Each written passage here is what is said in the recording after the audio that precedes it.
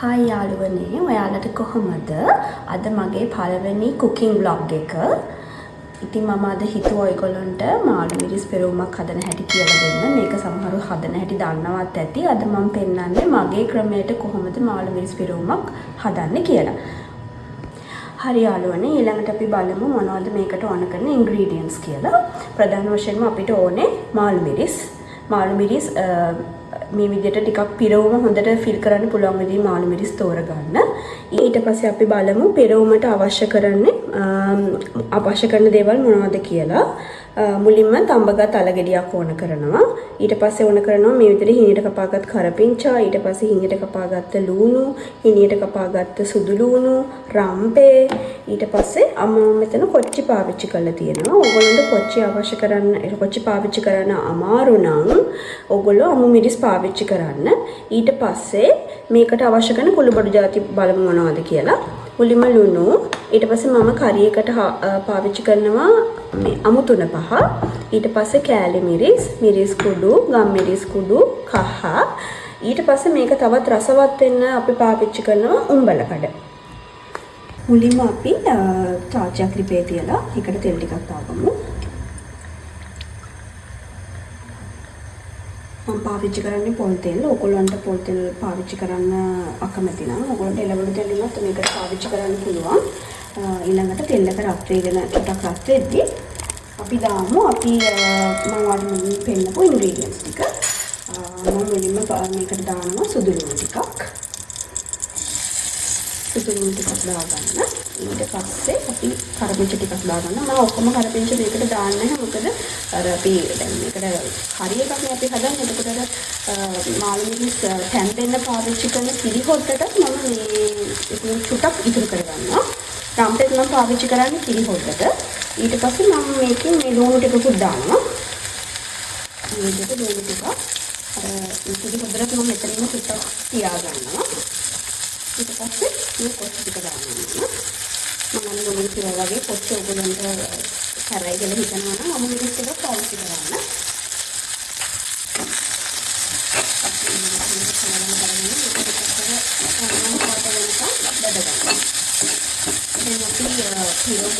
පාවිච්චි කරන්නේ උඹලකඩනේ. උඹලකඩ පාවිච්චි කරන්නේ නැතුව ඔයගොල්ලෝ මේකට පුළුවන් මාළු තම්බලා, එතකොට සැමන්, ඔයගොල්ලෝ තම්බකට චිකන් උනත් සීනියට පොඩි කරලා මේ මිශ්‍රණයට එකතු කරගන්න පුළුවන්. එතකොට තවත් රසය වැඩි. දැන් මට මාළු තම්බපු කලින් මගනන්න නැති නිසා තමයි උඹලකඩ පාවිච්චි කරන්නේ. උඹලකඩ නැත්නම් අර කියපු දේවල් වල ඔයගොල්ලෝ මිශ්‍රණයට පාවිච්චි කරන්න පුළුවන්. ඉතින් රසය තවත් වැඩි වෙන එක තමයි වෙන්නේ. දැන් මම එකතු කරනවා ලුණු ඔයගොල්ලන්ට අවශ්‍ය ප්‍රමාණයට එකතු කරගන්න. මම අලතම්බද්දී ලුණු ටිකක් දාපු හින්දා ලුණු ටිකක් මේකට පොඩ්ඩයි මම දාන්නේ. ඊට පස්සේ ඔයගොල්ලන්ට පුළුවන් මේ මම පාවිච්චි කරන මෙතන curry powder චුට්ටක් පාවිච්චි කරන්න.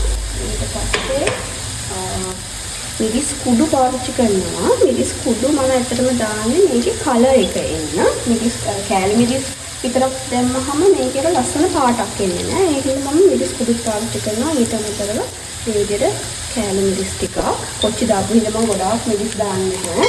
ඊට පස්සේ ගම් මිරිස් චුට්ටකුත් දානවා. ගම් මිරිස් වලිනුත් මේකට අමුතු රසක් එනවා. ඒ නිසා ගම් මිරිස් කුඩු පොඩ්ඩක් පාවිච්චි කරනවා. ඊට පස්සේ මේක අපි ආයෙ හොඳට කවලම් කරගන්නවා. ඊට පස්සේ මම මේකට උඹලකඩත් එකතු කරගන්නවා. උඹලකඩ ටිකක් වැඩිපුර දාගන්න. උඹලකඩ වැඩිපුර දාන තරමට මේකේ රස වැඩි ඉතින්. උඹලකඩ ටිකක් වැඩිපුර දාගන්න උඹලකඩ පාවිච්චි කරනවා. ඊට පස්සේ අල ටිකත් මම එකතු කරගන්නවා ඊළඟට. අල ටික ඊළඟට අපි එකතු කරගමු.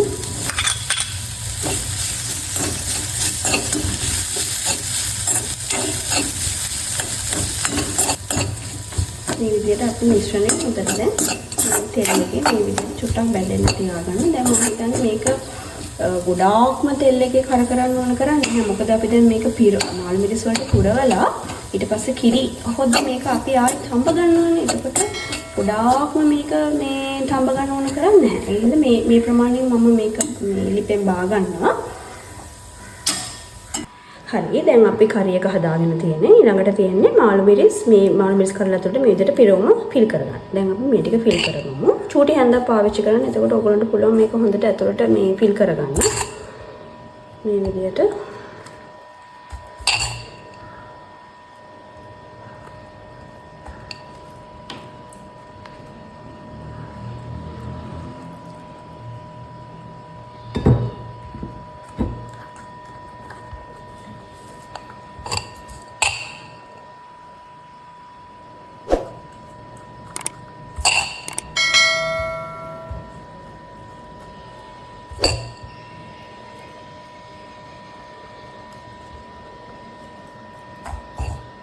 මාළු මිරිස් කරලා ඔයගොල්ලෝ ගනිද්දි මතක ඇතුව ඒක අමුවෙන්මයි ගන්න ඕන. මේක තඹ ගන්න ඕන කරන්නේ මොකද කරි එකේ පොල් කිරි එකෙන් දැන් මේක තැම්බෙනවනේ. ඒ නිසා මේ තඹ ගන්න ඕන කරන්නේ නැහැ. අමු මාළු මිරිස් කරලට තමයි අපි මේ විදිහට පිරවුම ෆිල් කරගන්නේ.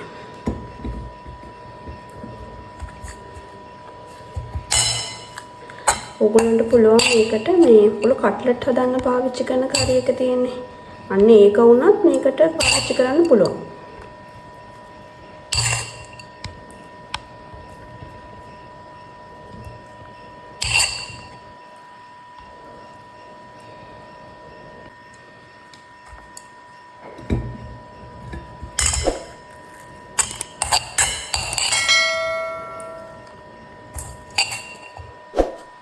මේ විදිහට හොඳට ඇතුළට පුරව ගන්න.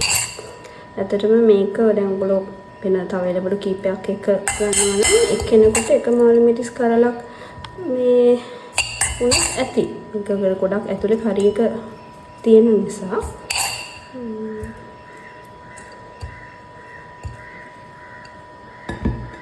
පිරවම මේ විදිහට දාගෙන ඉවරයි. ඊළඟට අපි බලමු මේක තඹ ගන්න අවශ්‍ය කරන කිරි හොද්ද කොහොමද හදාගන්නේ කියලා.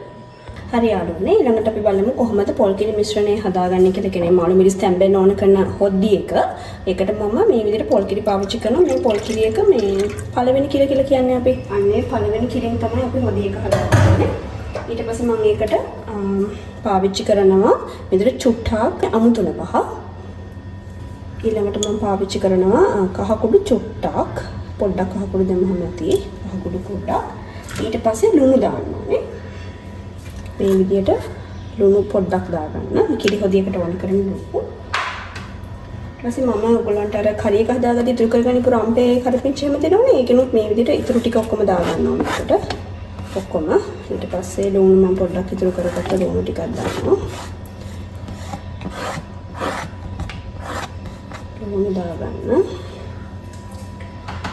ඊට පස්සේ පිළිපොඩි කරනවා. කරි එක හදාගන්න. මේ විදිහට කවලම් කරලා ඊට පස්සේ අපි මේකට අපි පුරවගත්ත මාළු මිරිස් ටික දාගන්න තමයි තියෙන්නේ. ඊට පස්සේ අපි මේ හදාගත්ත මාළු මිරිස් ටික තියෙනවනේ. ඒ ටික මෙන්න මෙහෙම කට්ටියෙන් තියාගෙන යන්න තියෙන්නේ. මේ කිරි එකෙන් තමයි මාළු මිරිස් ටික තැම්බෙන්නේ.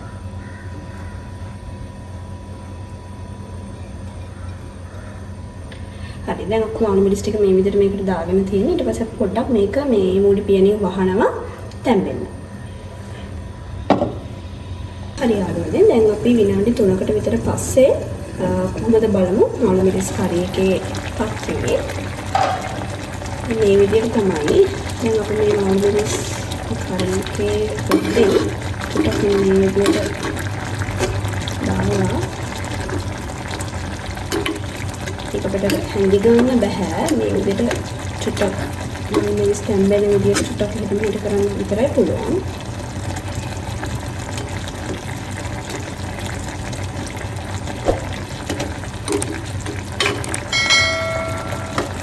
මේ ගොඩාක් තැම්බෙන්න ඕනේ නෑ.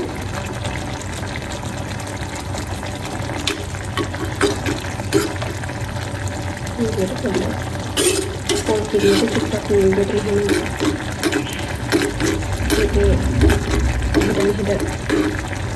විදිහට දාන්න ඕන. මේ ස්පයිස් එක තමයි.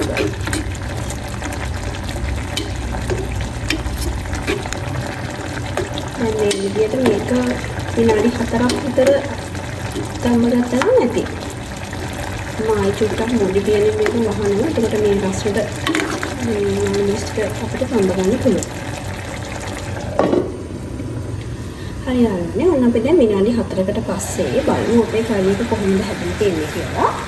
මට නම් මේ වෙලාවේ හොඳ සුවඳක් එනවා. මාළු මිරිස් ඇඟට තියෙන සුවඳ, තකඩම්බල කඩ අලේ තැම්බෙන සුවඳ මට දැන් හොඳට දැනෙනවා. ඉතින් ඔයගොල්ලෝ මේක හදලා බලන්න. මේක හදන්න ගොඩක් අමාරු දෙයක් නෙමෙයි.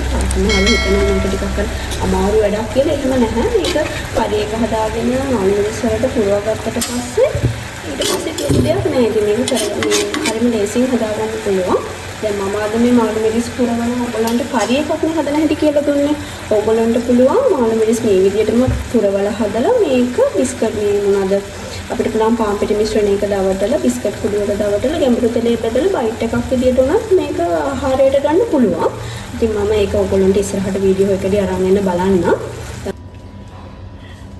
ඉතින් යාළුවනේ ඔයගොල්ලෝ මගේ වීඩියෝ එකට කැමති නම් ඔයගොල්ලන්ට පුළුවන් මගේ වීඩියෝ එකට ලයික් එකක් දාන්න, කමෙන්ට් එකක් දාන්න. ඊට අමතරව channel එක subscribe කරන්න අමතක කරන්න එපා. bell icon එකත් click කරන්න. එතකොට ඔයගොල්ලන්ට නිතරම මම වීඩියෝස් අප්ලෝඩ් කරද්දී notifications එනවා. ඉතින් long videos මේක මගේ පළවෙනි long මේ vlog එක. ඉතින් ඉස්සරහටත් මම දිගටම long videos කරන්න බලාපොරොත්තු වෙනවා. ඔයගොල්ලන්ට පුළුවන් මගේ channel එකට ගියාම short videos බලා ගන්න. මම short videos නිතරම මගේ දානවා. සතියට videos දෙකක් වගේ. ඉතින් ඔයගොල්ලන්ට පුළුවන් මේ videos ගිහිල්ලා බලන්න.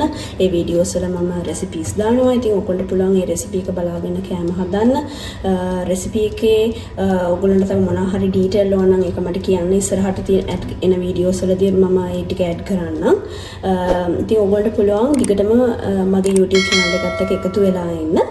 ඉතින් අදට මම ගිහින් එන්නම්. ඉක්මනටම අපි අලුත් වීඩියෝ එකකින් හම්බ වෙමු.